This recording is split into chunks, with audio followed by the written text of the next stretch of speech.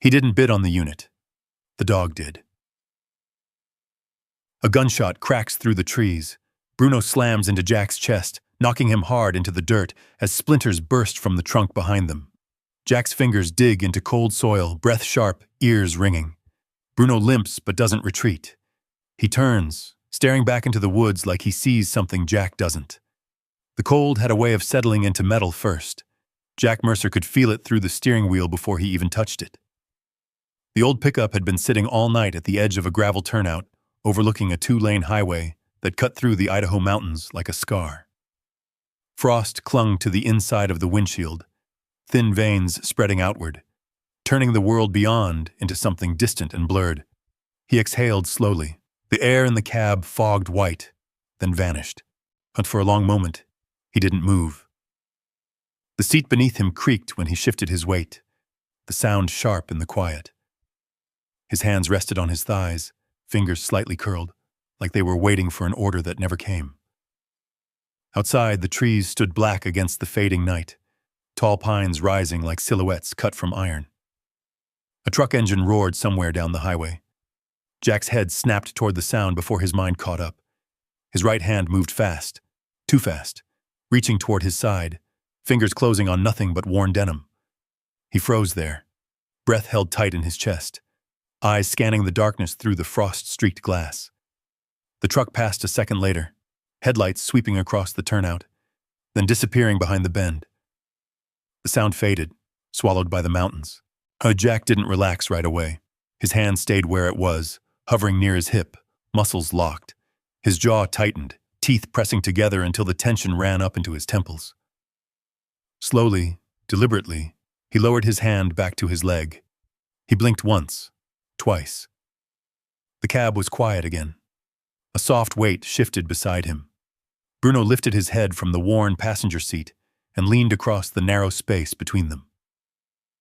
The German shepherd's fur brushed against Jack's arm, warm against the cold air.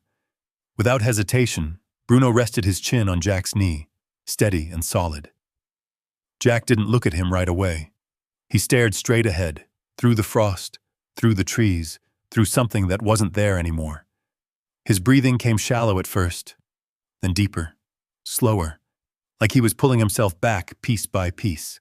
When Bruno didn't move, his ears stayed forward, alert, but his body was calm. One paw slid slightly over the edge of the seat as the truck creaked again. His eyes stayed on Jack, unblinking, patient in a way that didn't ask questions.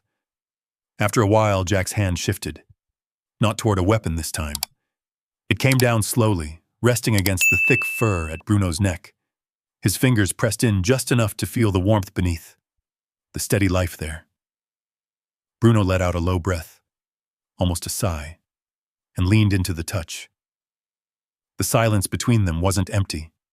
It held. Jack swallowed, the movement tight in his throat. He dragged a hand across his face, rough with stubble, then let it fall again. The dashboard clock blinked 4:17 a.m. in dim green numbers. The fuel gauge hovered just above empty. He turned the key. The engine coughed once, then caught, rumbling low beneath them. The vibration filled the cab, a familiar sensation, grounding in its own way. Jack's foot hovered over the brake, his hand resting on the gear shift. He didn't move it. The headlights cut through the frost-covered windshield, illuminating the narrow stretch of gravel ahead. Beyond that, the highway waited, dark and empty, leading down into the valley and whatever came next. For a second, it almost felt like a decision. Jack's grip tightened on the wheel. The engine idled, steady and patient, like it didn't care which way he chose. Bruno shifted again. Not much, just enough to press his weight more firmly against Jack's leg. His tail thumped once against the seat, slow and deliberate. His eyes never left Jack's face. Jack's jaw flexed. Yet he let out a breath he hadn't realized he was holding, long and unsteady. His hand dropped from the wheel, resting again on Bruno's neck. The engine kept running for another few seconds, filling the cab with its low growl. Then Jack turned the key back. The engine died. The sudden quiet felt louder than the noise had been. Outside, the wind moved through the trees, a low whisper that barely reached the cab. Somewhere in the distance, another truck rumbled along the highway. But this time, Jack didn't react. He sat still, shoulders slightly slumped now, like something inside him had finally loosened its grip. Bruno stayed where he was. Jack leaned back in the seat, his head resting against the cold vinyl. The frost on the windshield had begun to thin in places, revealing slivers of the world beyond. The road, the trees, and the faint gray line of dawn starting to push against the horizon. He didn't reach for the keys again. Instead, his hand found Bruno's collar, fingers curling around the worn leather. He held there for a moment, steadying himself, then let go. The mountains didn't move. The road didn't call. And for the first time in a long while, Jack didn't feel like he had to answer. He just sat there, in the cold metal shell of a truck that barely held together, with a dog that refused to leave him, and waited for the light to come. It was enough. For now. Morning didn't come all at once. It crept in slowly. Thin gray light slipping between the trees, stretching across the gravel turnout, and finally pressing against the windshield. The frost had begun to melt in uneven patches, leaving streaks that distorted everything beyond the glass. Oh, Jack Mercer sat exactly where he had been when the engine went silent. For a while, he watched the light change. Then he moved. His hand reached for the ignition again. But this time there was no hesitation. The engine turned over rough, coughing twice before settling into a low idle. The fuel needle dipped slightly, flirting with empty. Jack glanced at it, then away. He didn't need a reminder. Bruno shifted beside him, stretching his front legs out across the seat before sitting up straight. His ears were already forward, alert, like the day had started without waiting for permission. He glanced at Jack once, then toward the road. Jack nodded faintly, more to himself than the dog. "Yeah," he muttered. "Let's move." The pickup rolled off the turnout and onto the highway, tires crunching over gravel before catching the asphalt. The road curved gently downhill, leading toward a small mountain town that barely showed up on most maps. A gas station, a diner, a hardware store that had seen better decades. And today, something else. Jack had seen the sign 2 days earlier, nailed crooked to a telephone pole near the diner. Storage auction, cash only, 9 a.m. He hadn't planned on going, but plans didn't mean much anymore. By the time he pulled into the lot, the place was already half full. A line of storage units stretched out in neat rows, metal doors rusted at the edges, numbers faded from years of weather. A small group of people had gathered near the front, most of them standing in tight clusters, hands in pockets, eyes scanning everything with quiet calculation. They didn't look like tourists. Pickup trucks with trailers, vans with reinforced racks, men in worn jackets who moved like they'd done this 100 times before. A few women, too, just as sharp, just as focused. Jack parked off to the side, engine idling for a second before he shut it down. Bruno didn't wait. The moment the door opened, he jumped down onto the gravel, landing light despite his size. His nose went to work immediately, sweeping low across the ground, catching scents that didn't matter to anyone else. Jack stepped out slower. The cold hadn't lifted much since the night before. It clung to everything, settling into his jacket, slipping through seams and fabric like it knew exactly where to go. He pulled the collar up slightly and closed the door behind him with a dull thud. A few heads turned. Not many. Just enough. Jack felt it without looking directly. The quick glances. The way conversations dipped for a second before picking back up. He'd seen it before. Everywhere from dusty towns overseas to places like this. People noticing what didn't fit. He didn't bother trying to blend in. Instead, he walked straight toward the line of units, Bruno falling into step beside him, shoulder brushing his leg once before moving slightly ahead. The dog's posture shifted as they approached the others, less relaxed now, more aware. Not aggressive, just ready. Jack stopped a few feet back from the group. A man with a clipboard stood near the first unit, talking fast, voice carrying just enough for everyone to hear. Rules, payment terms, how long buyers had to clear out their units. Jack didn't catch all of it. He didn't need to. He'd figured out enough already. Cash only. No refunds. Take what you win. Or walk away with nothing. His hand moved to his pocket. The bills were folded tight, edges worn from being handled too many times. He didn't take them out. Just felt the weight. Counted it again in his head. $58. That was it. Behind him, Bruno stopped. Not because of a command, because something caught his attention. Jack noticed the shift immediately. The dog's head tilted slightly, ears forward, eyes locked on something farther down the row. Not the people, not the auctioneer. One of the units. Jack followed his gaze. The door was halfway open, just enough to reveal darkness inside. A faint smell drifted out. Damp wood, old fabric, something left too long without air. Most of the others barely glanced at it before looking away. Not worth their time. Bruno didn't move, and his body leaned forward just a fraction, weight shifting onto his front paws. His tail stayed still, low, not wagging, focused. Jack watched him for a second longer than he meant to. Then the auction started. The first unit went fast. Clean boxes, visible tools, things people could recognize. Bidding jumped quick, voices overlapping, numbers climbing past anything Jack could even consider. 200, 3, 5, sold. Jack didn't move. He stood with his hands in his pockets, shoulders relaxed, but his eyes tracking everything. Watching who bid, who held back, who stepped in late. Patterns, timing. It all came back easy, the way certain things never really left. Clear, observe, don't commit until you have to. The next unit, same story, then another, each one climbing higher than the last. As Jack felt the weight of the bills in his pocket grow heavier with each call of sold. Not because it was a lot, because it wasn't. Bruno stayed quiet through all of it, until they reached the half-open door, the one nobody wanted. The auctioneer stepped up, glanced inside, and hesitated just long enough to tell the rest of the group everything they needed to know. "All right," he said, voice a little flatter now. "Unit 17, contents as is, starting at 50. Silence. A few people leaned just enough to get a better look, then straightened. One man chuckled under his breath. "Looks like junk," someone muttered. The auctioneer waited. $50? Anyone? Nothing.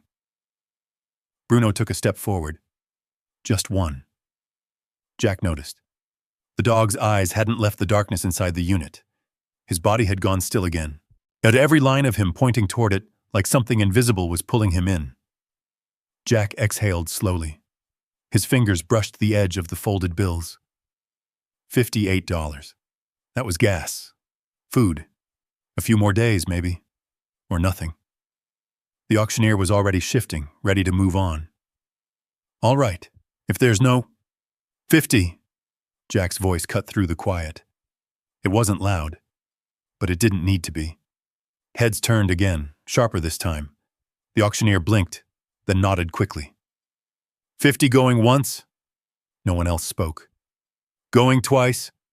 Jack didn't look at anyone. He kept his eyes on the unit. "Sold." The word landed heavier than it should have. Jack reached into his pocket, pulled out the folded bills, and stepped forward. Behind him, Bruno moved first, already heading toward the open door. The smell hit before the light did. Damp, stale, the kind of air that had been sitting too long, trapped behind metal and silence. It carried a faint trace of mildew and old wood, mixed with something sour that didn't belong to anything living anymore. Bruno stepped inside without hesitation. His paws made almost no sound on the concrete floor. His head stayed low, nose working in slow, deliberate sweeps. The faint light from the open door stretched just far enough to outline shapes inside. Boxes, broken furniture, piles of things that had once mattered to someone. Jack paused at the threshold, not because of the smell, because of the stillness. It felt different inside the unit, quieter, like the sound from the outside world had been cut off just enough to notice. He stood there for a second, letting his eyes adjust, scanning the corners, the ceiling, the narrow strip of shadow behind the stacks. Clear. Nothing moved. He stepped in. The door rattled softly behind him when a gust of wind slipped through the row outside. It echoed faintly off the metal walls, then faded. Jack didn't turn around. His attention stayed forward. Bruno had already reached the center. The dog circled once, slow, controlled, mapping the space. His tail stayed low, not tucked, not relaxed. Focused. He stopped near a stack of cardboard boxes, sniffed along the edge, then moved on. Jack crouched near the first pile. A wooden chair lay on its side. One leg snapped clean off. He lifted it, tested the frame. The wood creaked, soft and brittle. Not worth fixing. He set it aside. Next to it, a plastic bin filled with old magazines. The covers had curled inward from moisture. Pages stuck together in thick clumps. He flipped one open. The paper tore in his hands. He dropped it back. Behind him, someone laughed outside. Jack didn't look. He moved deeper into the unit. A dresser leaned against the left wall, drawers half open, one hanging loose. He pulled it out the rest of the way. Inside, clothes. Moth-eaten, damp, the fabric stiff in places where water had dried and left it warped. He pressed his thumb into one of the shirts. It didn't bounce back. He let it fall. Bruno circled again. Same path. Same slow pace. Jack noticed. The dog wasn't just wandering. He was checking. Sector by sector. Jack shifted his weight, glancing toward the back of the unit. The light didn't reach all the way there. The shadows thickened near the rear wall, broken only by thin lines where the metal seams caught what little daylight filtered in. He stood, brushing his hands off on his jeans. Nothing here. That thought came quick. Too quick. His jaw tightened slightly. $50. He glanced at the open doorway, where the light cut a hard rectangle across the floor. Outside, the auction continued. Voices rose and fell, numbers called out, deals made. The world moved on without him. Inside, it felt like time had stalled. He stepped toward the back, each footfall placed carefully, not out of fear, but habit. Avoid the loose board. Don't shift the stack unless you have to. Keep your line clear. His eyes moved before his body did, checking edges, corners, anything out of place. Bruno stopped again. Same spot. Right side of the unit, near the back wall. His nose hovered inches from the surface, moving slowly along it. Then he stepped back, angled his head, and came in again, pressing closer this time. Jack watched him. Nothing there, he muttered, more to himself than the dog. Bruno didn't respond. He shifted his front paws, repositioning, then repeated the motion. Sniff, pause, adjust. Jack turned away. He wasn't going to build a story out of nothing. He moved to the opposite side instead, crouching beside a stack of old tools. Rusted wrenches, a cracked toolbox, loose bolts scattered across the floor. He picked one up, turned it in his hand. Corrosion had eaten into the metal. Useless. He dropped it back with a dull clink. His gaze drifted again. Back to Bruno, still there? Same spot. The dog's posture hadn't changed. Jack exhaled through his nose. You find something, he said quietly. We're just wasting time. Bruno's ears flicked.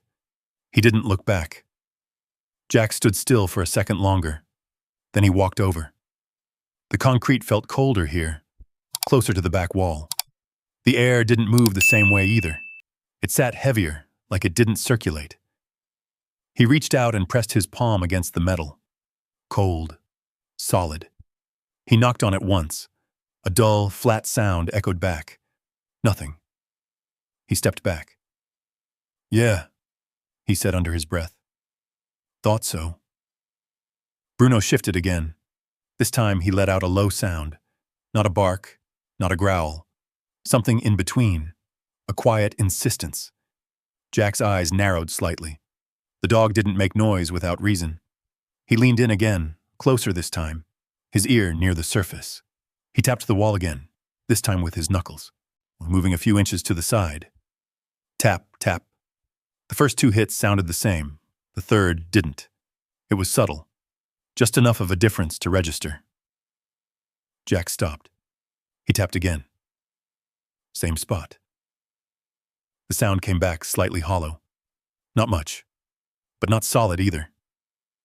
He straightened slowly. Bruno stepped back, giving him space, but his eyes stayed locked on the exact point.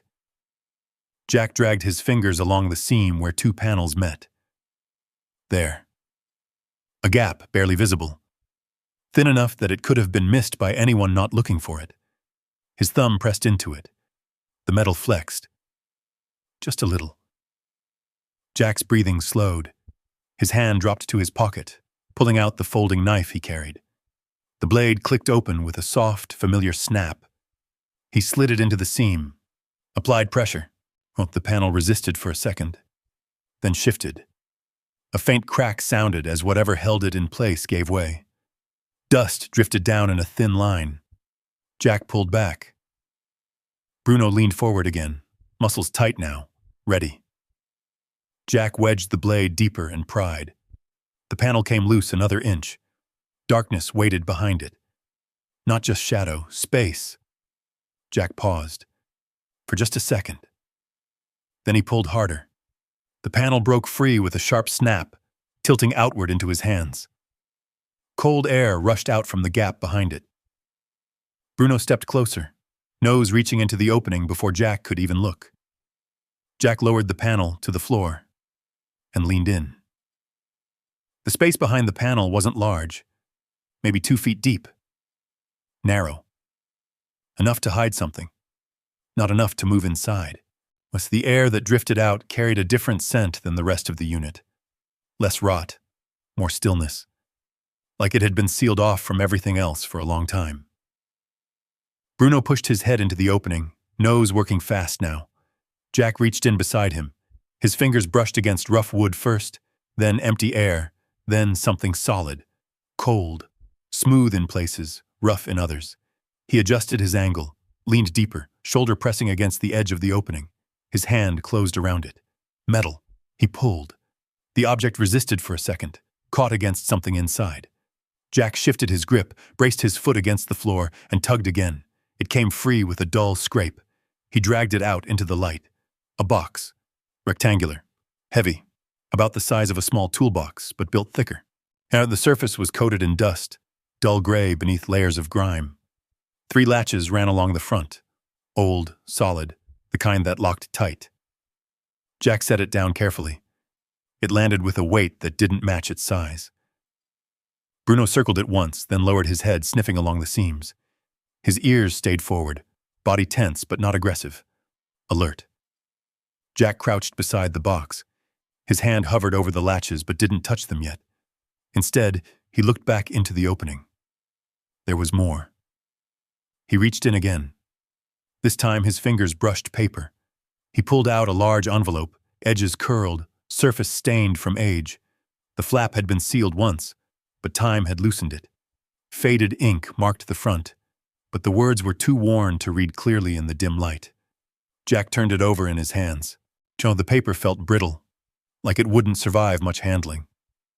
Bruno shifted behind him. A low rumble built in the dog's chest. Not a warning. Not quite. Just a sound that said something wasn't right.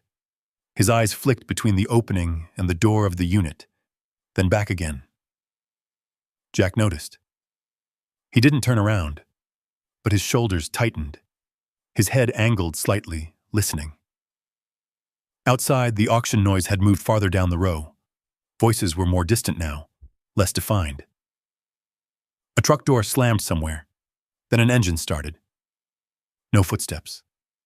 No one close. Still, the feeling didn't leave. Jack slid the envelope into his jacket. Then he reached for the box. The latches were stiff. He tested one. It didn't move. Locked. All 3. He exhaled quietly through his nose. Figures. He shifted his weight, running a hand along the edge, checking for any give. Nothing.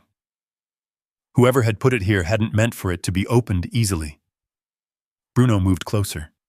His shoulder pressed lightly against Jack's side. Grounding. Jack rested his hand briefly against the dog's neck, fingers sinking into the thick fur. Bruno stilled under the touch. But his ears didn't relax. Not yet. Jack stood. The space felt tighter now. Different. Like the air had changed since the panel came loose. He picked up the box. The weight settled into his arms, heavier than he expected. Not just metal. Something inside. Dense. Important. He turned toward the door. The light outside seemed brighter now, harsher against the dim interior. It forced his eyes to adjust again as he stepped forward, boots crunching lightly over debris. Bruno moved ahead of him this time. Fast. He reached the threshold first, stopping just outside, body angled slightly to one side. Watching. Scanning. Jack stepped out into the open air. The cold hit him again, sharper now after the stale stillness inside. He didn't stop moving until he reached the truck. Only then did he set the box down in the bed, near the cab, where it would be harder to see from a distance. He glanced back once. The unit stood open behind him, empty, or at least it looked that way. Jack walked back, picked up the loose panel, and leaned it roughly back into place. Not perfect, not sealed, but enough to make it look untouched at a glance. Bruno stayed near the truck, watching everything. Jack returned, wiped his hands on his jeans, then opened the passenger door. Bruno jumped in without being told, turning once before settling into the seat. Still alert. Jack got in behind the wheel. He didn't start the engine right away. His hand rested on the steering wheel, fingers tapping once, twice, then stopping. His eyes moved to the rearview mirror. The row of storage units stretched out behind him. People moved between them, focused on their own finds, their own deals. No one seemed to be paying attention to him. Still. He watched for a few seconds longer. Then he turned the key. The engine rumbled to life. Bruno shifted, turning his head toward the back window, eyes fixed on the bed of the truck. On the box. Jack put the truck in gear. As he pulled away, gravel crunching under the tires, he didn't look back again. But the feeling followed him. Like something had been disturbed. Something that wasn't meant to be found. So the thought stayed with Jack long after the storage lot disappeared behind him. The road out of town narrowed as it climbed, winding through pine and rock, rising toward higher ground, where the air felt thinner and the world grew quieter. His truck rattled over patches of cracked asphalt, the engine working harder than it should have. Jack didn't push it. He drove steady. No sudden moves, no sharp turns, just enough speed to blend into nothing. Bruno hadn't taken his eyes off the back window. Even now, miles away, the dog sat angled in the seat, body still, watching the bed of the truck like it might shift on its own.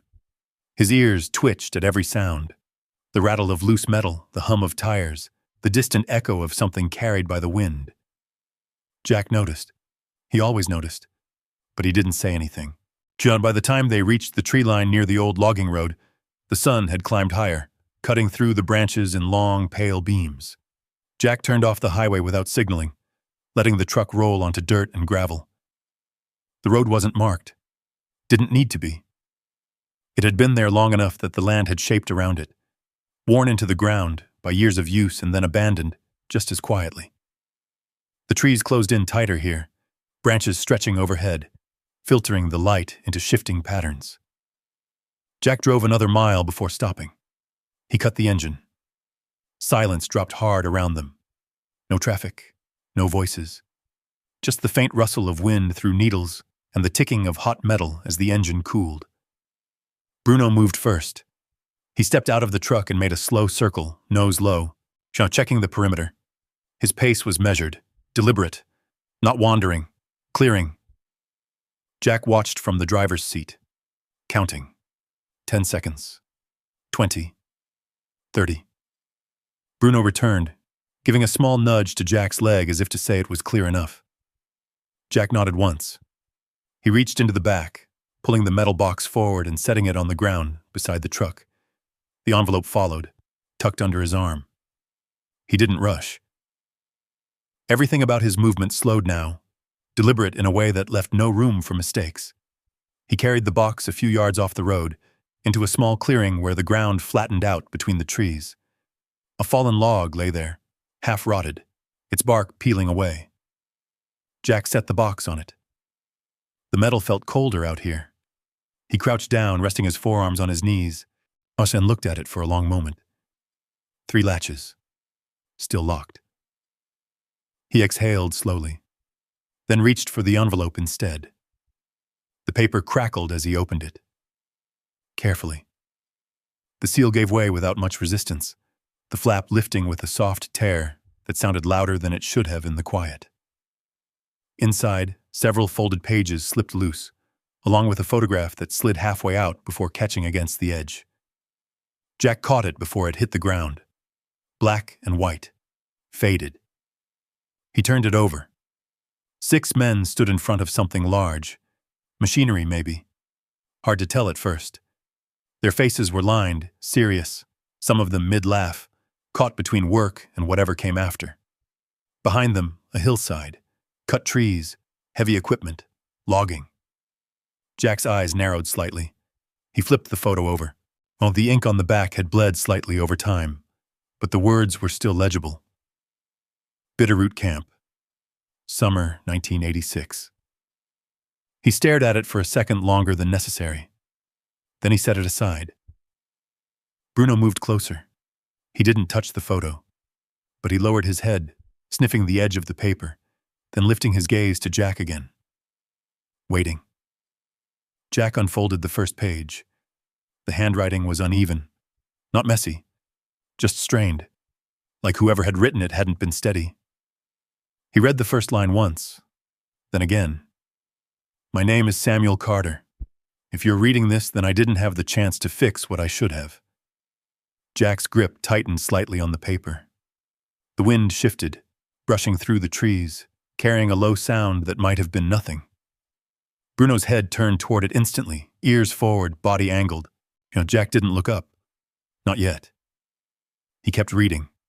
The words came slow, measured, each line dragging something heavier behind it. Was never an accident. Cable inspections falsified. Pressure from above. We knew the lines wouldn't hold. Jack's jaw set. His eyes moved faster now, scanning, picking out fragments. Names, 6 of them, listed one after another, each one followed by a date, all the same day. He stopped there. The page trembled slightly in his hand, just enough to notice. Bruno let out a low sound again. Jack looked up this time. The trees stood still. Nothing moved. But the silence had changed. He felt it more than heard it. He shifted his weight, turning slightly, scanning the tree line the way he used to scan ridgelines back in places that didn't forgive mistakes. His eyes moved in short, controlled sweeps, near to far, left to right, clear, for now. He looked back down. The second page carried the same handwriting, more rushed, more uneven. They told us to keep quiet, said the company would handle it, said families would be taken care of. Jack's eyes drifted to the photograph again. 6 men, all standing, all alive. At least in that moment. He turned the page. The last line hit different, not rushed, not uneven. Written slower than the rest, the kind of line someone took their time with. Harold Pike signed off on everything. Jack didn't move, didn't blink. The name sat there, heavy on the page. Familiar. He didn't know why at first. Then it clicked. A headline. A sign outside a building in town. Pike Timber Holdings. He had driven past it that morning without thinking. Bruno stepped closer, and his shoulder pressed lightly against Jack's arm again. Grounding. Jack folded the pages back together slowly. Too slowly. Like he needed the motion to stay controlled. The wind moved again through the trees. Bruno turned his head toward the sound, then back to Jack. Waiting. Jack slid the papers back into the envelope. His hand rested there for a moment. Then he picked up the photograph. Looked at the faces again. 6 men. Names now. Not just shapes. Not just paper. He set it back down. His eyes shifted to the metal box. 3 latches. Locked tight. Whatever was inside. It mattered. More than the paper. More than the photo. Jack reached out and placed his hand on top of it. The metal was cold, unforgiving. He pressed down slightly. Testing. Then let go. Bruno sat beside him, still, watching. Jack stared at the box a few seconds longer, then stood. The movement was slow, deliberate, like something had shifted inside him, just enough to change the direction of everything that came next. He picked up the box. This time it felt heavier, not just in his hands, in his chest. Jack carried the metal box back to the truck without looking behind him. His steps were measured, even, but there was a shift now, subtle, buried deep in muscle memory, the kind of awareness that didn't announce itself, didn't need to.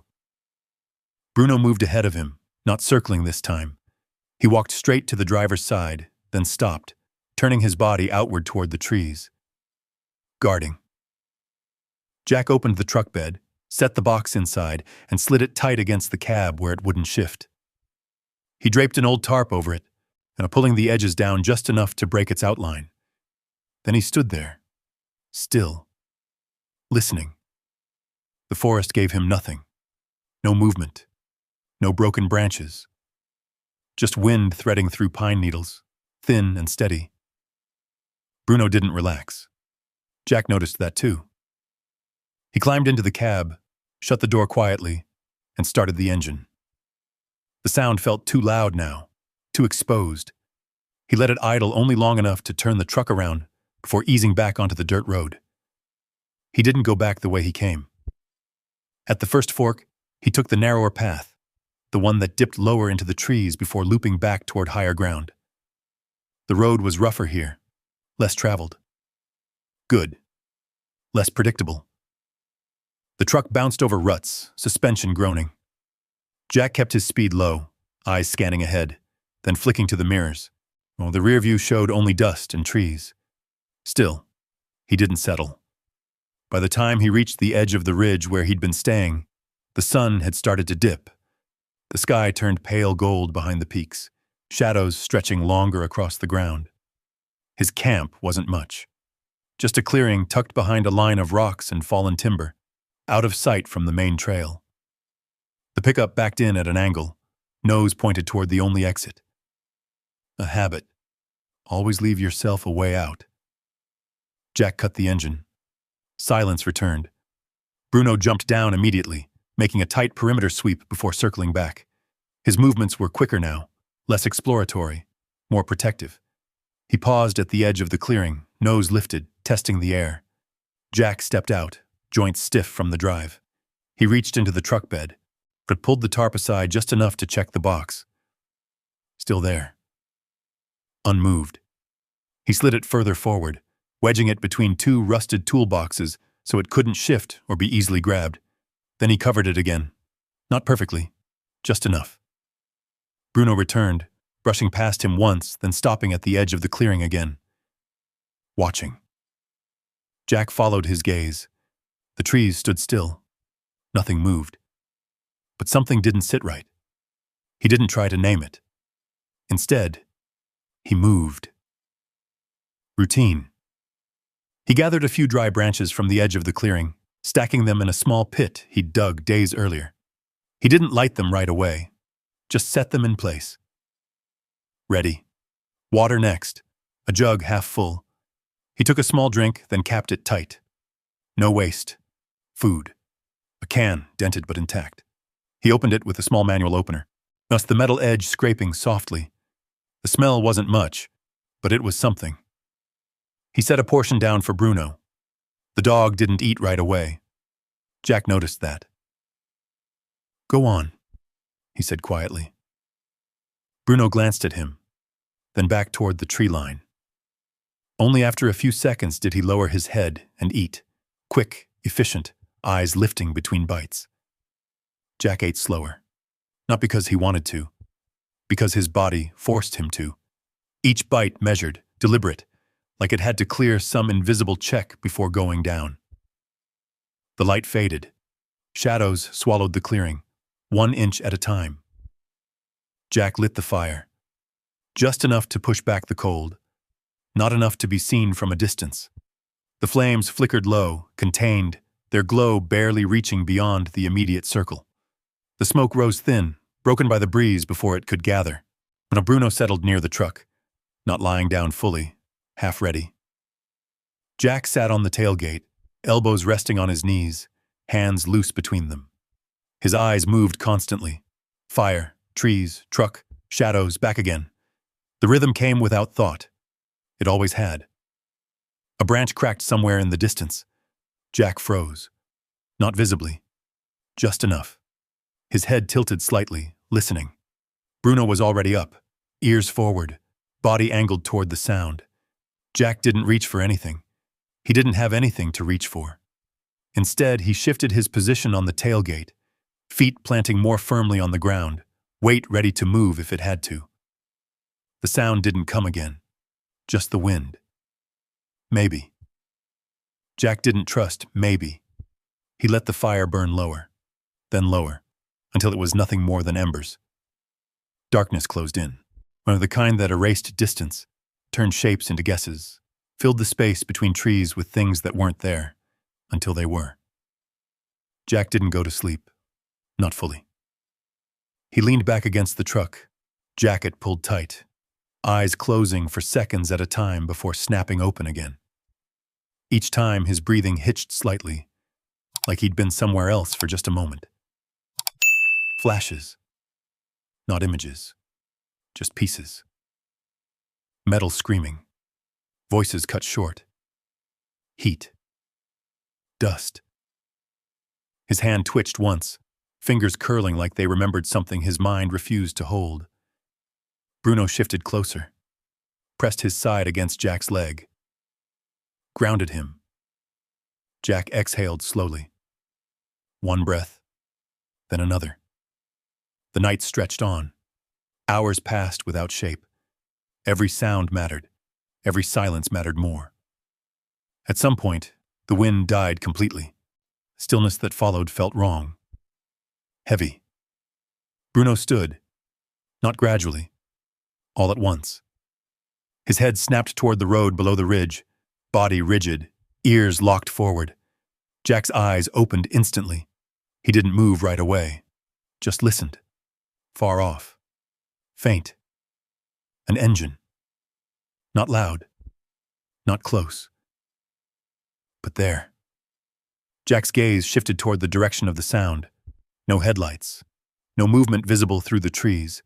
Just the low, distant hum. Passing through. Or not. Bruno didn't relax. Neither did Jack.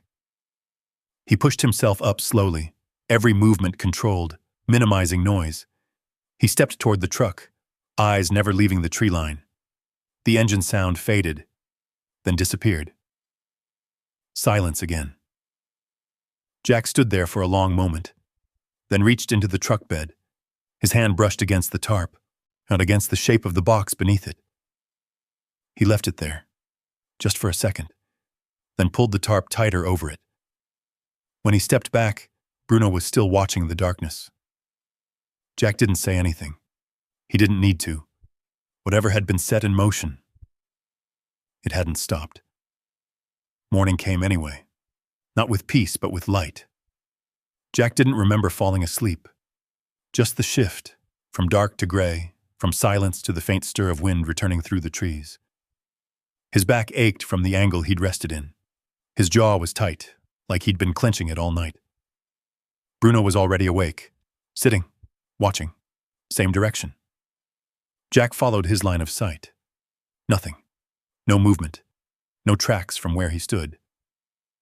But the feeling hadn't lifted. It lingered quiet and steady, like something just out of reach. And Jack pushed himself up, slow. He stretched his shoulders once, then moved to the truck. The tarp still covered the bed. He pulled it back just enough to see the outline of the box beneath. Still there, untouched. He covered it again. Then he made a decision. No more waiting. The town sat about 20 minutes down the ridge. Small enough that people noticed strangers. Quiet enough that news didn't travel fast, unless someone pushed it. Jack grabbed the envelope from the cab, folded it once more, slid it inside his jacket. "Let's go," he said. Bruno was already moving. They drove down without music, without talking. The road curved tighter near the base, opening into a stretch of worn pavement that led into town. A faded sign marked the edge. Population barely over 2,000. Same gas station, same diner, same hardware store, and one place Jack hadn't stepped into yet. The library. He parked across the street, not directly in front. Angle, distance, view of both directions. Bruno stayed in the truck at first, watching through the window. Jack hesitated, then opened the passenger door. "Come on." Bruno jumped down. Together, they crossed the street. The bell above the library door gave a soft chime as they entered. The warmth inside hit immediately, dry, steady, carrying the scent of paper and old wood. It felt like stepping into a different world. Quiet. Safe. Jack didn't relax. His eyes adjusted, scanning the room the same way they always did. Front desk, reading tables, corners, windows, one person at the counter, a woman, mid-30s maybe, hair pulled back, her glasses resting low on her nose as she sorted through a stack of papers. She looked up as they entered, eyes moving first to Jack, then to Bruno. Her expression didn't change much. Just a slight pause, then a nod. "You'll have to keep him close," she said, her voice calm but firm. Jack nodded once. "He stays close." Bruno settled beside him, sitting without being told. The woman watched that for a second longer than necessary. Then she gestured toward the computers. "Public access is back there." Jack moved. The chairs were worn but sturdy. The computer screen flickered to life after a moment, slow to respond. He sat down, hands resting on the keyboard without typing yet. Bruno lay at his feet, still, alert. Jack stared at the screen, then typed. Bitterroot Camp, Idaho logging accident, 1986. The results loaded slowly. Too slowly. He waited. The first article appeared, a scanned newspaper clipping. He clicked it. The image filled the screen, grainy but readable. A headline stretched across the top. 6 workers killed in cable failure at remote logging site. Jack leaned in slightly. The photo matched the one in his pocket. Same men. Same place. Only now, they were dead. He scrolled. The article was short. Too short. It called it an accident. Equipment failure. Investigation pending. No further details. Jack's jaw tightened. He clicked another link, more of the same. Different words. Same conclusion. Accident. Every time. Bruno shifted beneath the desk. Jack glanced down. The dog's head had lifted slightly, ears angled, not toward the door, not toward the desk, toward something behind them. Jack didn't turn immediately, and he finished scanning the page, then leaned back slightly, looked over his shoulder. The woman at the counter had moved. She stood a few feet closer now, holding a book in her hands, but her attention wasn't on it. It was on him. Jack turned back to the screen. Didn't react. Not yet. "Looking for something specific?" Her voice came from behind him. Calm, measured. Jack didn't turn. "Just reading." A pause. Then she stepped closer. Close enough that he could hear the shift of her weight on the floorboards. "You're not from around here?" Not a question. Jack finally looked at her. Up close, her expression was sharper than it had seemed from across the room. Not suspicious. Observant. "Passing through," he said. Her eyes moved briefly to Bruno, then back to Jack. "You typed Bitterroot Camp?" she said. No, Jack didn't respond. She waited a second, then spoke again. "My uncle worked there." That got his attention. Just enough. He turned slightly in his chair. "What happened?" She held his gaze. "Depends who you ask." Jack didn't blink. The silence stretched between them. She broke it first. "Megan Brooks," she said, offering a hand. Jack looked at it, then shook it once. Jack. Her eyes flicked toward the screen again. Those articles won't tell you much. Jack leaned back slightly. Then what will? Megan hesitated. Just for a moment. Then she glanced toward the door, toward the windows, checking. Not obviously. But Jack saw it. He always saw it. She lowered her voice. There were rumors, she said, about that accident. Jack said nothing. She continued. Cables don't just fail like that, not all at once. No, not when they're inspected. Jack's hand rested on the edge of the desk. Still. Someone signed off on those inspections, she added. Jack's eyes narrowed slightly. Who? Megan didn't answer right away. Instead, she stepped back, reached for a drawer behind the counter, pulled something out. A thin file. She brought it over, placing it gently on the desk beside him. Inside, copies, old records, handwritten notes, names. Jack flipped the first page. There it was. The same list, 6 names, same order, same date. His hand stilled. Megan watched him. You already knew, she said quietly. Jack didn't deny it. He turned the page. At the bottom, in faded ink, a signature, clearer than the rest. Harold Pike. Jack closed the file slowly. The name settled into place. Not just familiar now, connected. Megan leaned in slightly. Her voice dropped lower. He owns half the businesses in this town now. Jack looked at her. And the other half? She gave a faint, humorless smile. People who answer to him. Bruno shifted again. This time his body tensed. Jack felt it through the floor before he saw it. The dog's head turned sharply toward the window. Jack followed. A black pickup rolled slowly past the library. Too slow. Driver unseen behind tinted glass. It didn't stop, just kept moving. But it didn't feel like passing through. Jack stood. Megan watched him. Be careful, she said. Jack didn't respond. He gathered the file, then paused, looked at her. You got a copy? She nodded. More than one. Good. Jack handed it back. Didn't take it. Didn't leave a trace. Then he turned. Bruno was already at the door, when waiting. When they stepped outside, the air felt colder than it should have. The black pickup was gone, but the space it left behind wasn't empty. It just looked that way. Jack paused on the sidewalk, one hand still on the library door as it closed behind him with a soft click. The town moved like it always did, slow, predictable. A man stepped out of the diner with a coffee cup. A pickup idled near the gas station. Wind pushed a loose newspaper across the street. Normal. Too normal. Bruno stepped off the curb first. Not toward the truck, toward the edge of the street. His head stayed low, but his eyes tracked the direction the black pickup had gone. His body angled slightly, muscles coiled beneath his coat. Not reacting, anticipating. Jack followed a step behind. He didn't rush. He saw. He didn't turn his head to scan like someone who knew they were being watched. Instead, he walked the way he always did, steady, unremarkable. But his eyes worked behind the stillness. Reflections in windows.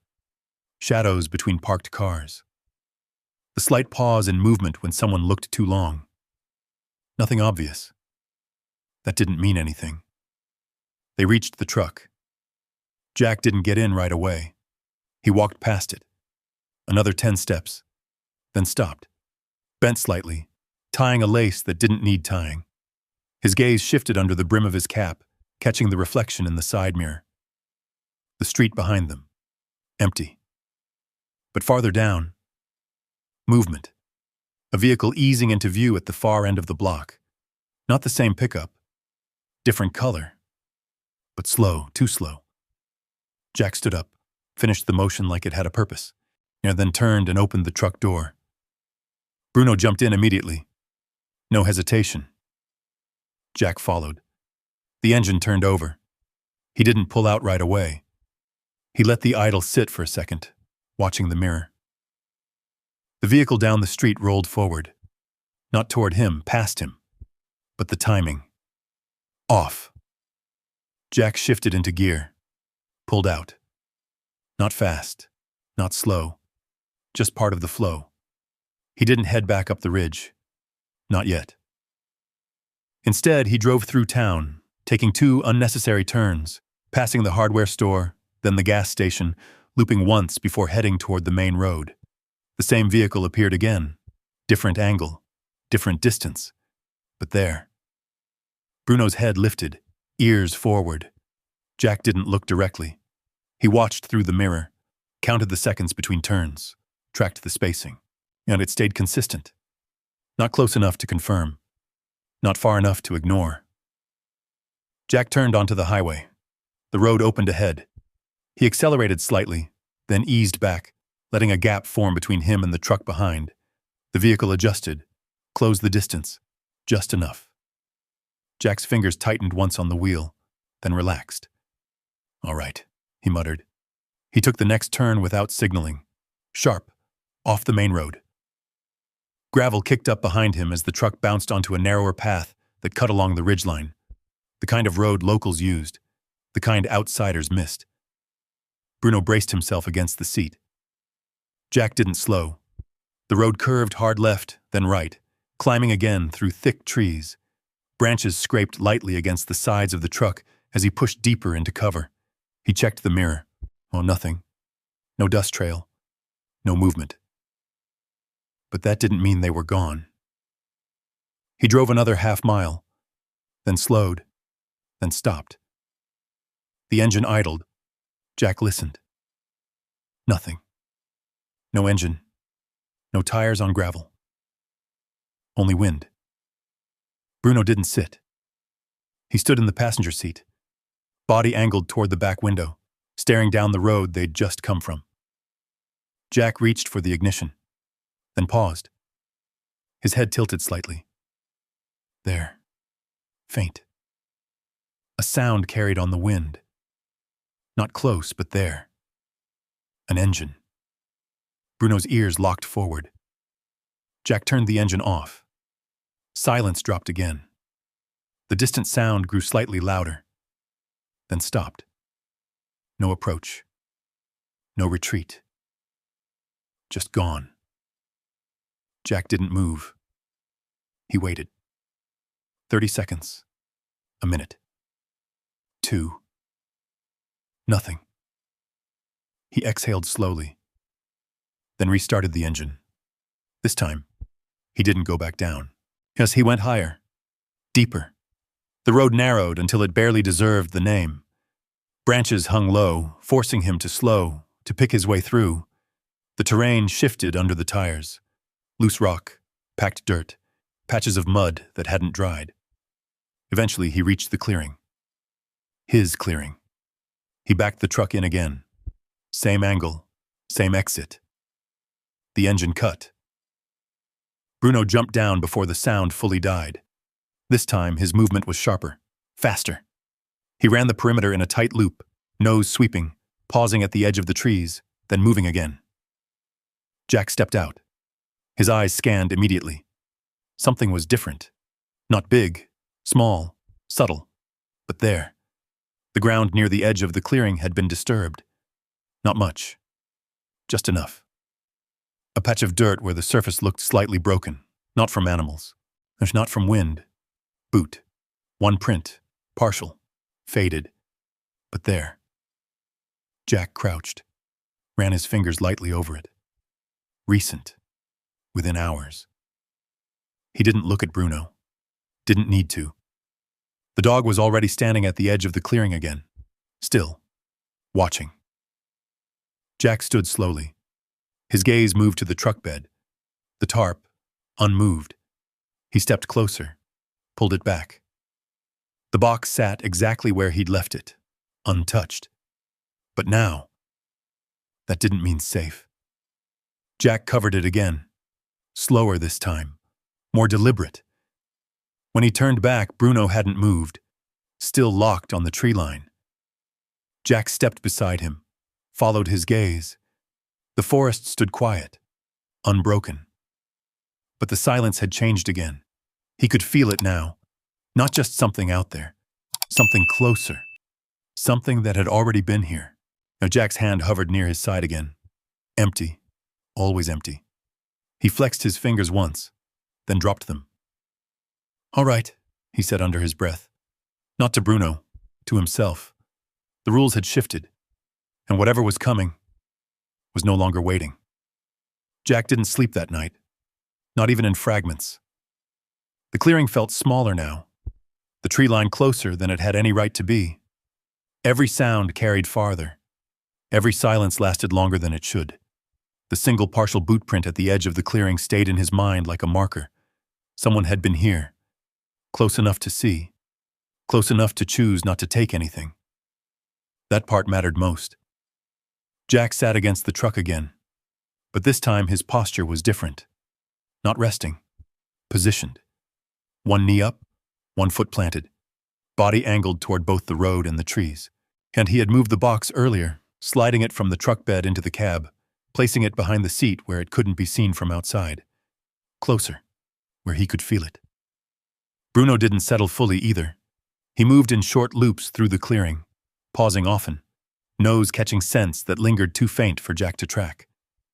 Twice he stopped at the same edge where the print had been found, staring into the darkness, as if something stood just beyond it. Nothing came. No engine. No footsteps. No second visit. But the absence felt deliberate. Like whoever had come before had already seen enough. By dawn, Jack made another decision. Waiting wasn't an option anymore. If someone else knew about the box or suspected, then time wasn't on his side. Whatever was inside, it needed to be understood now, not later. He packed fast. No, not everything. Just what mattered. The envelope stayed inside his jacket. The box remained hidden behind the seat.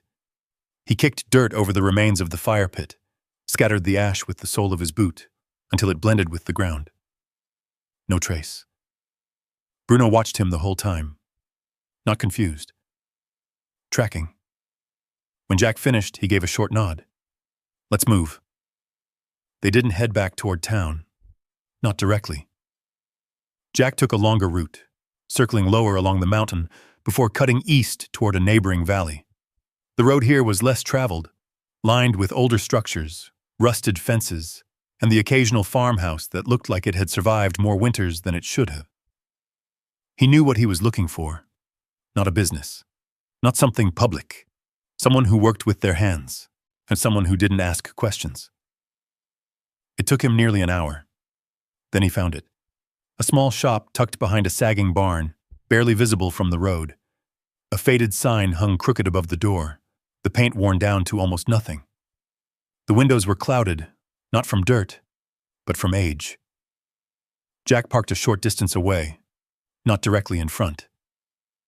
Bruno stepped out, immediately scanning the area. No vehicles, no movement. Jack approached the door and knocked once, waited, no answer. He knocked again, longer. A sound came from inside.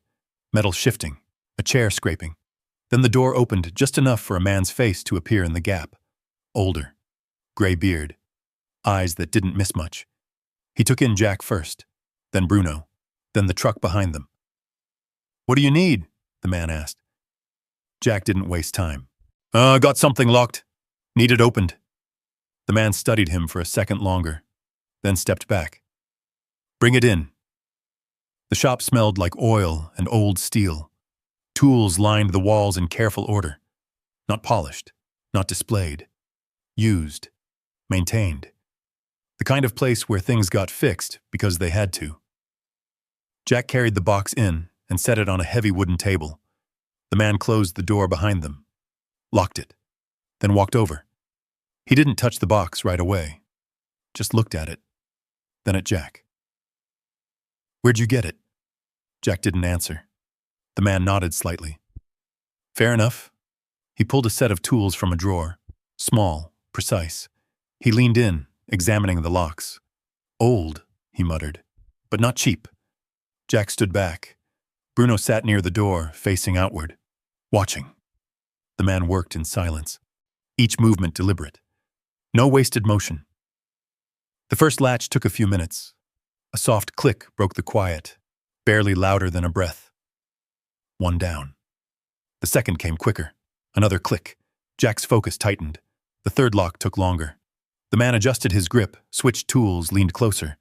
The tension in the room built with every second that passed. Even Bruno shifted slightly, sensing it. Then, click. The man leaned back. All yours. Jack stepped forward. His hand hovered over the lid for a second. Then he lifted it. Inside. Paper. Files. Neatly stacked, wrapped in plastic to protect them from time. A small notebook lay on top, its cover worn but intact. Beneath it, folders filled with documents. Photographs, diagrams, things that had been preserved on purpose. Jack picked up the notebook, opened it. From the handwriting matched the letter. Samuel Carter. Entry after entry. Dates, observations, inspections. Jack flipped through faster now. Pages filled with notes about cable tension, load limits, stress fractures. Margins marked with corrections. Numbers crossed out, replaced with others. Not mistakes. Changes. He turned another page. A photograph slipped loose. This one closer. A steel cable. Frayed. Individual strands snapped, curling outward like broken wire. Jack's grip tightened. He set it aside. Opened one of the folders. Inspection reports. Official. Stamped. Signed. He flipped to the last page. Signature at the bottom. Harold Pike. Jack didn't move. The man behind the table spoke quietly. Whatever that is, he said. Someone didn't want it found. Jack closed the folder, looked deeper into the box, found a small cassette tape sat near the bottom. Unlabeled. Old. But intact. Jack picked it up, turned it in his hand, then looked at the man.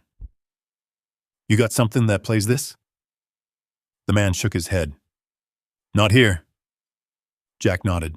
He placed the tape back into the box, closed the lid. Not fully. Just enough. His mind was already moving, pieces fitting. The letter, the files, the name. This wasn't just a story. It was proof.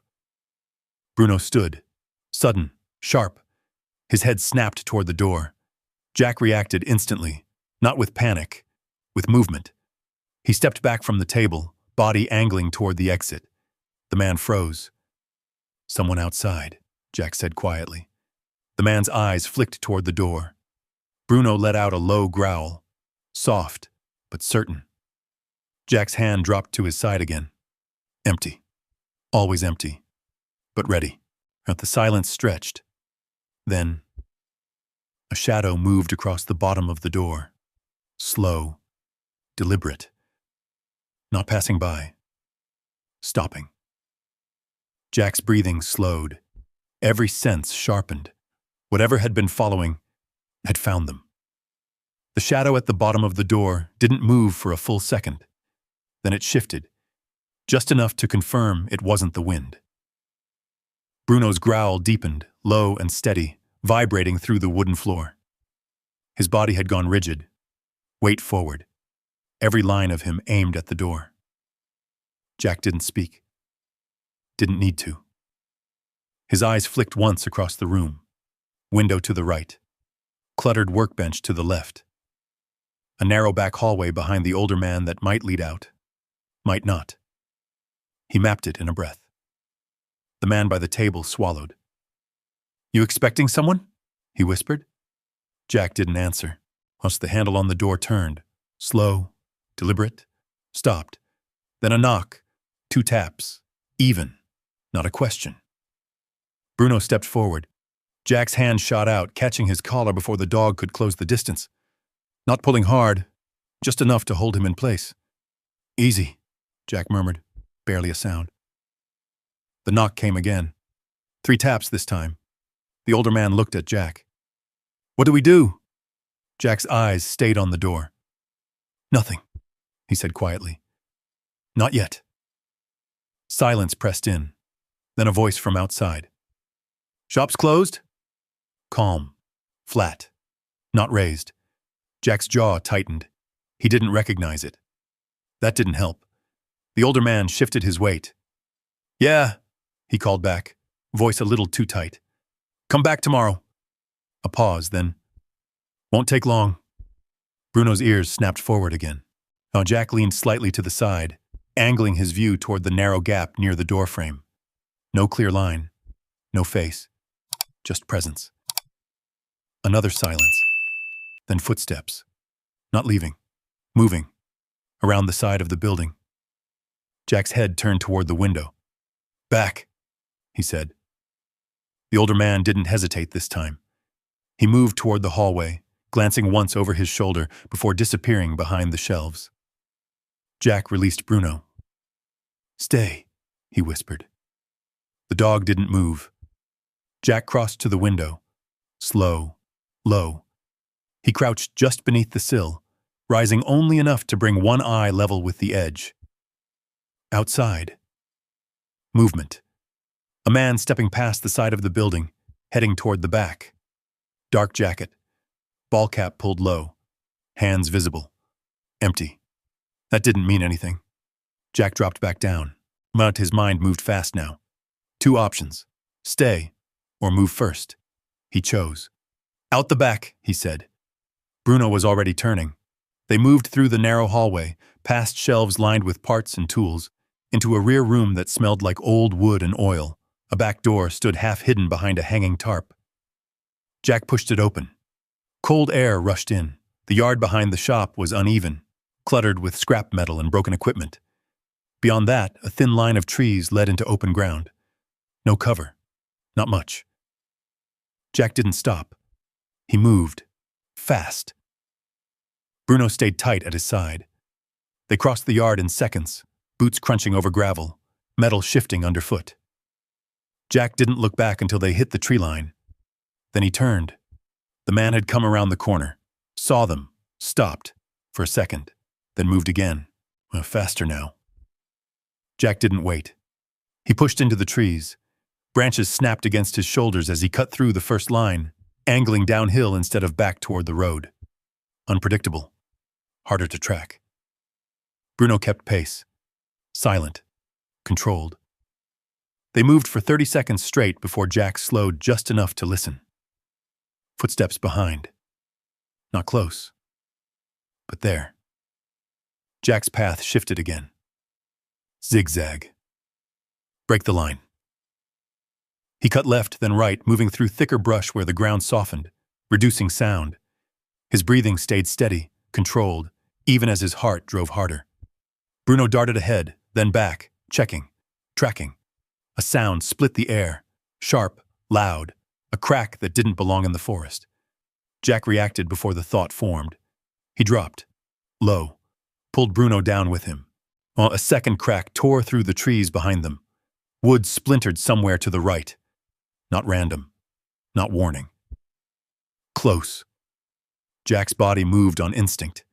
He grabbed Bruno's collar and rolled them both toward a shallow dip in the ground, a narrow trench where water had once run.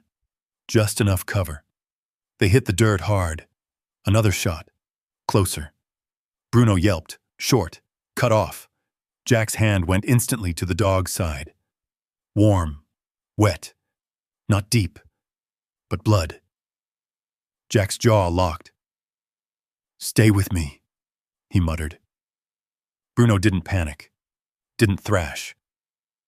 He stayed low, breathing fast but controlled, eyes locked on Jack. Good dog. Jack shifted position, keeping the trench between them and the shooter.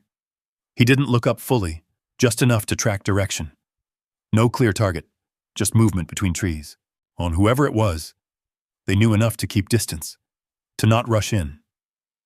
Jack waited, counted. 5 seconds. 10. No shot. He moved. Fast. Pulling Bruno with him, keeping low, using the uneven ground to stay out of sight. Every movement calculated.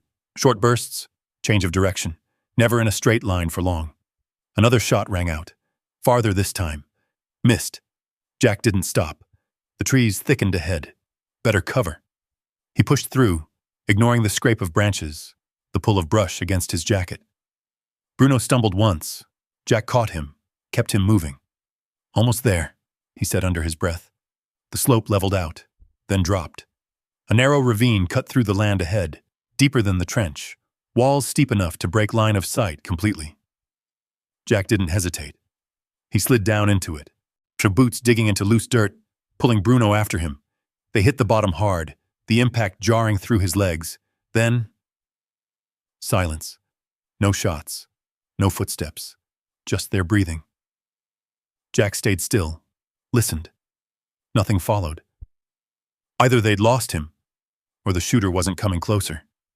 Jack didn't assume either. He shifted, checking Bruno again. The wound was shallow, grazed. Blood matted the fur along his shoulder, but the muscle beneath still held. "All right," Jack whispered. "You're all right." Bruno's ears flicked. He leaned into Jack's hand. Still there. Still fighting. Jack exhaled slowly, then looked up toward the edge of the ravine. Whoever had come for them had crossed a line, and Jack knew. This wasn't about watching anymore. Jack stayed in the ravine longer than he needed to, not because he was afraid to move, because he needed the silence to settle, to separate instinct from reaction. Bruno lay beside him, breathing steady now, though each inhale still came a little tighter than it should.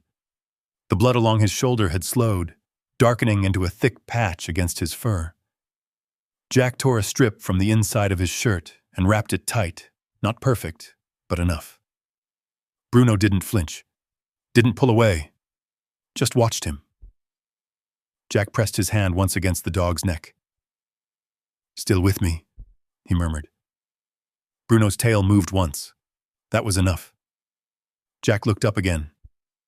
The edge of the ravine cut the sky into a narrow strip of pale light. No movement, no shadows crossing, no sound of pursuit. Whoever had taken the shot, they weren't following. That told Jack something. This wasn't a hunt, and it was a message. And messages only mattered if you listened. Jack didn't plan to. He waited another minute, then moved. They climbed out of the ravine on the opposite side, slower this time, choosing ground that gave them cover and line breaks. Jack didn't head back toward the shop, didn't head toward the truck either. Not yet. He circled, wide, using the terrain to his advantage, staying low where he could, high where he needed visibility. Every few minutes, he stopped, listened, watched. Nothing. No second attempt. No follow-up. Just the echo of what had already happened. By the time he reached the road again, the sun had dropped lower, pulling long shadows across the ground.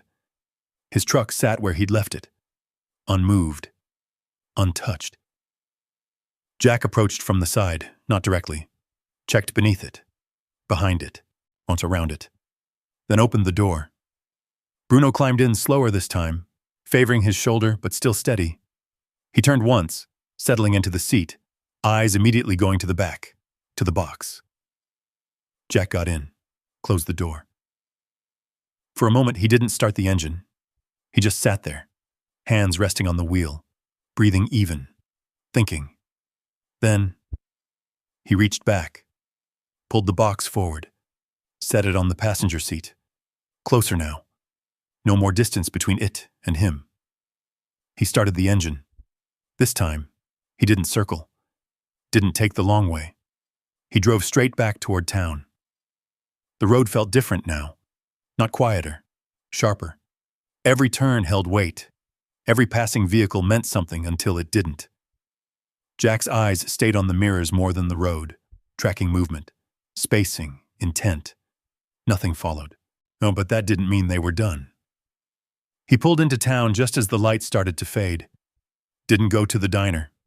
Didn't stop for gas. He went straight to the place Megan had mentioned. A small office tucked between a tax service and a closed insurance agency. The sign on the door read, Daniel Reeves, attorney at law. The windows were dark, but a light burned inside. Jack parked across the street. Watched. Counted. No movement outside. No cars idling nearby. Bruno shifted. Not tense. Aware. Jack nodded once, then grabbed the box, and stepped out. The bell above the door rang softly as he entered. The office smelled like paper and coffee. A man stood behind a desk at the far end, sleeves rolled up, tie loosened. He looked up immediately, eyes sharp despite the late hour. He took in Jack, then Bruno, then the box. "What can I do for you?" he asked. Jack didn't waste time. "I've got something you need to see." The man didn't move right away. "Most people start with a name," he said. "Jack," he replied. A pause, then, "Daniel." Jack stepped forward, set the box on the desk. The sound of metal on wood echoed slightly in the quiet room. Daniel's eyes dropped to it, then back up. "Go on." Jack opened the lid, this time fully. The contents sat there untouched since the shop. Files, photos, the notebook, the tape. Daniel didn't reach for anything at first. He leaned forward slightly, reading, processing. Then he picked up one of the reports, flipped through it, another, the photograph. His expression didn't change much, but his eyes sharpened. "This is real," he said quietly. Jack didn't answer. Now Daniel looked up. "Where did you get this?" Jack held his gaze. "Does it matter?" A beat. Then Daniel nodded slightly. "No." He set the papers down carefully. "This is enough to bring a case," he said. "Civil, at least.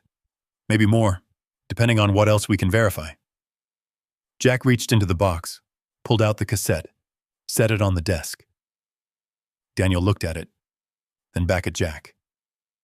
"If that has what I think it has, it's part of it," Jack said. Daniel leaned back, exhaled slowly. "You understand what this means?" he asked. Jack's eyes didn't move. "Yeah." Daniel studied him for a second, then said it plainly. "Whoever's tied to this, whoever signed off on it, they're not going to sit back and let this come out." Jack didn't respond. Daniel nodded again. "All right." He stood, walked to the door, locked it, then turned back. "We do this right," he said. "We document everything. We make copies. We don't give them a chance to bury it again." Jack watched him, then said, "They already tried." Daniel's gaze snapped back. "What do you mean?" Jack didn't elaborate. He didn't need to. Daniel understood enough. He moved back to the desk, gathered the papers. "This stays here tonight," he said. "I'll secure it. Make copies first thing in the morning." Jack shook his head. "No." Daniel paused. "This doesn't leave my sight." A beat. Then Daniel nodded slowly. "All right," he said. "Then we move faster." Jack closed the box, picked it up. The weight settled differently now. Not just heavy. Anchored. Daniel stepped closer. "There's one more thing," he said. Jack waited. Daniel held his gaze. "If they offered you money to walk away, would you?" The question hung there. Quiet. Simple. Jack didn't hesitate. "No." Daniel studied him, then nodded once. "Good," he said. "Because they will." Jack turned toward the door. Bruno was already moving. When they stepped outside, the street had emptied. The town had gone quiet. Lights flickered on in a few windows. Shadows stretched longer. Jack paused on the sidewalk, looked down the street. No movement. No cars. No sign of anyone watching. But he knew better now. Bruno pressed lightly against his leg, grounding him. Jack exhaled slowly, then stepped off the curb. Whatever came next, he wasn't stepping around it anymore. The next morning broke clean, cold but clear. The kind of sky that made everything look sharper than it really was. The mountains stood still in the distance, untouched by whatever moved beneath them. Jack didn't return to the ridge. Not right away. He stayed in town, close to Daniel's office, close to movement, close to witnesses. Bruno lay beside him in the truck, head resting on the seat, eyes half closed but never fully gone. The bandage on his shoulder had been changed before sunrise. Tighter now, cleaner. The bleeding had stopped. Jack checked it again anyway. Didn't say anything. Didn't need to. By mid-morning, Daniel had made calls. Quiet ones. Not public. Not loud. But enough. Copies of the files had been secured in more than one place. Names had been written down. Dates had been matched. The kind of groundwork that didn't stop something, but made it harder to erase. Jack sat across from him, the metal box resting between them on the desk. No longer hidden. No longer tucked away. Daniel leaned back in his chair. "They've already responded," he said. Jack didn't react. "How?" "Through someone else, Mahashul," Daniel replied. "Offer came in early. No admission, no acknowledgement, just money." Jack's eyes stayed on the box. "How much?" Daniel gave a faint breath. "Enough that most people wouldn't ask questions." Jack nodded once, then said, "No." Daniel watched him. "I figured." He leaned forward again, hands resting on the desk. "They won't stop there." "I know." Another pause, then Daniel added, "There's going to be pressure. Quiet at first, then louder. You ready for that?" Jack looked up. For the first time, there was something different in his expression. Not tension, not hesitation, just stillness. "Oh, I've had worse," he said. Daniel held his gaze, then nodded. "All right." By afternoon, the story had started to move. Not publicly, not yet, but enough people knew, enough pieces had shifted. Jack stepped outside the office, the box no longer in his hands.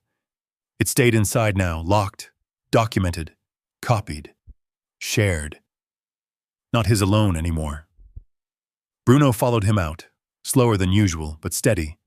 His shoulder held. His eyes tracked the street the same way they always had. Jack paused on the sidewalk, looked out across the town.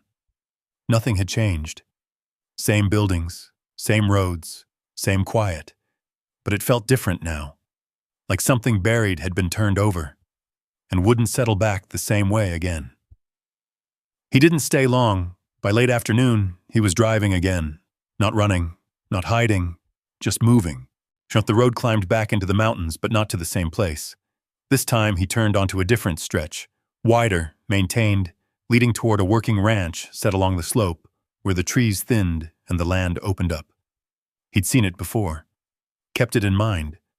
A place where people worked, where movement didn't stand out, where a man and a dog could exist without being noticed too closely. He pulled up near the main gate, stopped, waited. A man stepped out from one of the buildings, wiping his hands on a rag as he approached. Older, weathered, the kind of face that had spent more time outside than in. He looked at Jack, then at Bruno, then at the truck. "You lost?" he asked. Jack shook his head. "Looking for work." The man studied him for a second, eyes narrowing slightly. "What kind?" "Anything that needs doing." A pause. The wind moved through the open field behind them, bending the grass in long, quiet waves. The man nodded once. "We'll see," he said. "Got a fence line that needs fixing. Start there." Jack didn't ask anything else. Didn't negotiate. He just nodded. "All right." Bruno jumped down from the truck, walked beside him. Not ahead, not behind. Even. The work was simple. Post by post, wire stretched tight, hands moving in rhythm. Jack didn't rush it. Didn't drag it either. He worked the way he always had. Steady, controlled. Each movement done right the first time. Bruno stayed close, sometimes lying in the shade, sometimes watching the edge of the field, always aware. By evening, the light softened again. The mountains turned gold, then gray. And Jack leaned against the fence post he'd just secured, wiping his hands on his jeans. His shoulders ached. His back pulled slightly. But the tension, the constant edge, had shifted. Not gone. Just quieter. Bruno walked over, settled beside him. Lower this time. Relaxed. Jack rested a hand on his back, felt the rise and fall of his breathing. Steady. Alive. Across the field, the ranch lights flickered on one by one. Simple, uncomplicated. Jack looked out over the land. No engines in the distance. No shadows moving where they shouldn't. Just wind and space. He exhaled slowly. For the first time in a long while, there was nothing pressing in, nothing closing around him, just ground beneath his feet, and a place that didn't ask questions. He didn't smile. Didn't need to. Bruno shifted slightly, and resting his head against Jack's boot. Jack didn't move it. The sky darkened. The day settled. And for now, that was enough. But I want to ask you something. If you were in Jack's place, would you have opened that box or walked away? Drop a simple comment below. Type 1 if you would have kept going. Type 0 if you would have left it alone. I read every single comment. And if this story stayed with you, if Bruno's loyalty meant something to you, hit subscribe and stay with us, because the next story might hit even closer to home.